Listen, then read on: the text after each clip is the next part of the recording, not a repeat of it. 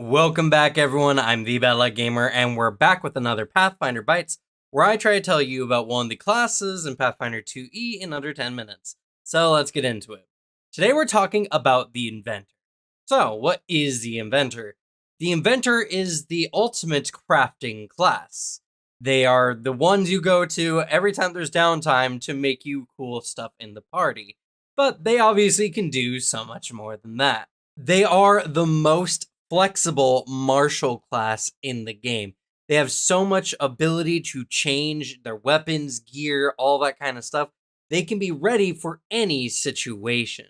And finally, the last thing that really that is an inventor is that they are incredibly good at being able to handle any situation given enough prep time.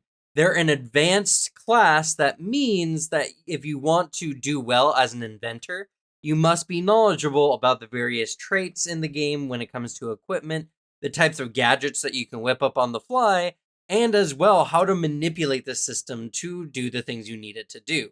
A good inventor is a powerful character indeed. So now we know that, what makes the inventor, what features lead into these amazing qualities?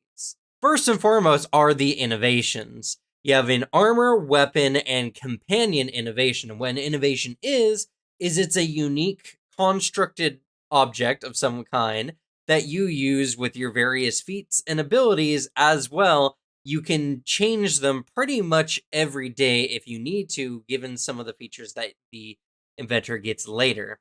The weapon allows you to add traits to a weapon, increase its damage size, or even make it easier to hide. The armor allows you to gain resistance to various types of damage or the ability to traverse different kinds of areas, like eventually you get a wingsuit or a diving suit, all really good.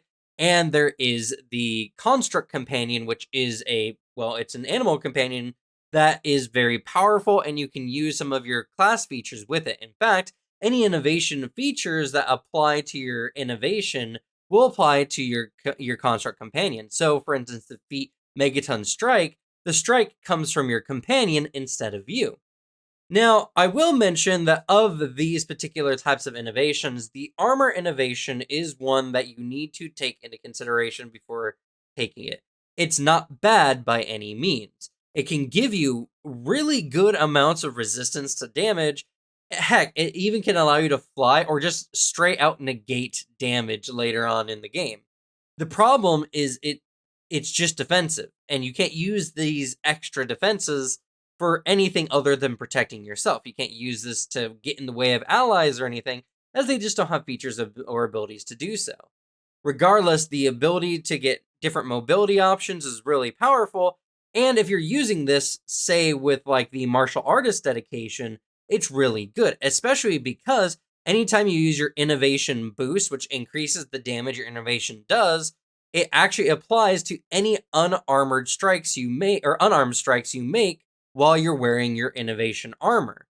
So if you want to go martial artist archetype dedication or even monk multi-class archetype dedication, they work really well with the armor innovation itself. The weapon and the companion are more or less self-explanatory, and they do pretty well on their own regardless. Unstable actions are a unique type of feature that belongs only to the inventor, and what it does is you get an extra ability or you enhance one of your abilities. In fact, many of their feats allow you to enhance them, but you make your innovation become unstable. And what this mostly means is that it kind of like blows up in your face harmlessly, and then you can't use any further unstable actions. Now, anytime you use an unstable action, you have a DC 17 flat check, so just a straight D20, to see if it, breaks or not. If you manage to succeed, well, then you can do another unstable action, but more often than not, you're going to blow your innovation up, and then you can no longer use any other innovations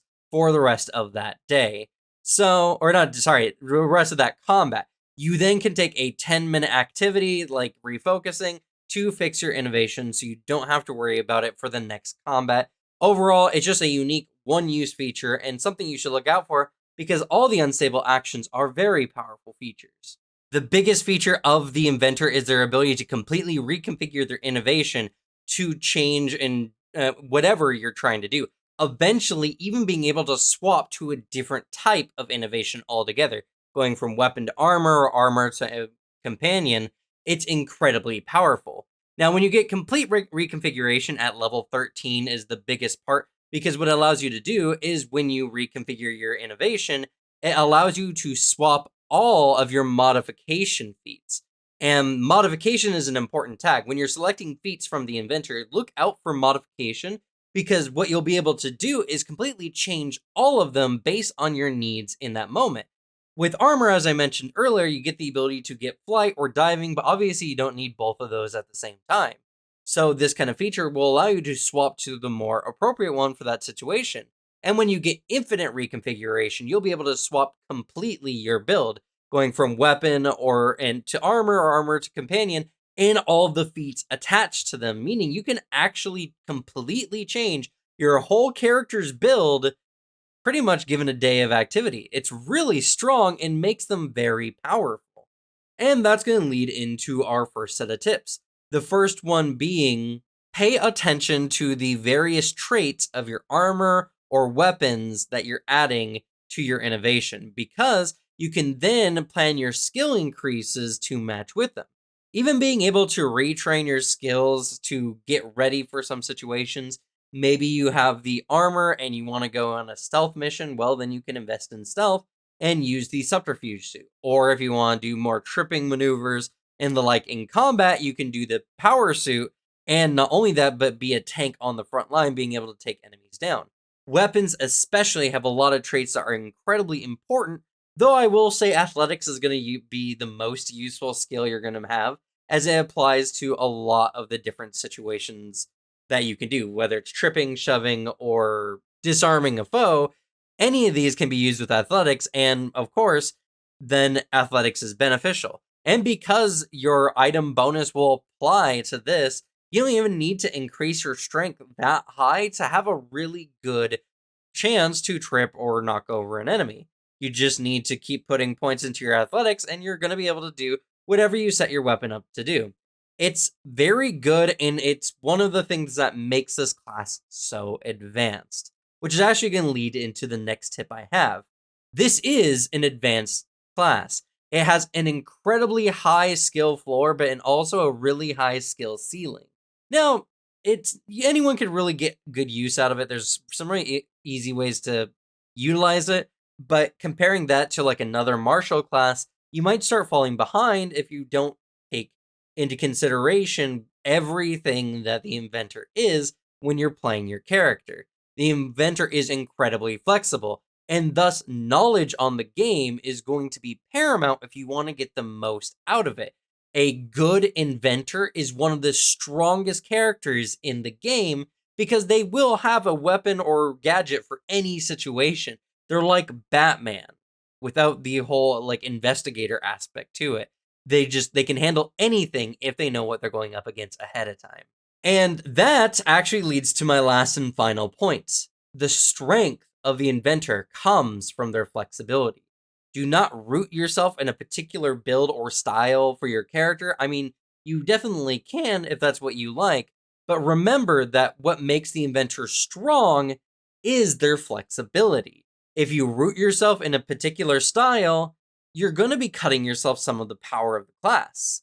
And then you're not going to be able to match up with some of your other martials in combat. Not that that's necessarily a bad thing. You still will have some jobs to play, but it's something to consider. And your strengths do come from how you look at your feats, gadgets, innovations, all that kind of stuff.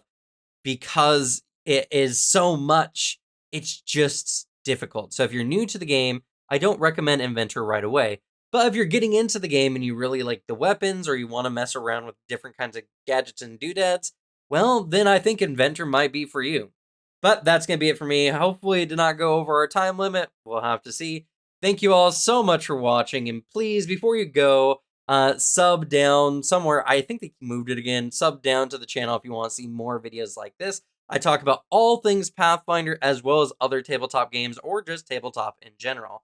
Not only that, but you can catch us on our weekly game that we play here on the channel, or on our table talk where you can come and talk to me and my co-hosts about pretty much anything. It's a very fun time, and it's a good way to boost the community, so I'm very excited to do that. That's going to be it for me. Thank you all so much for watching. Good luck with your games. Leave the bad luck to me, and I'll see y'all next time. Bye.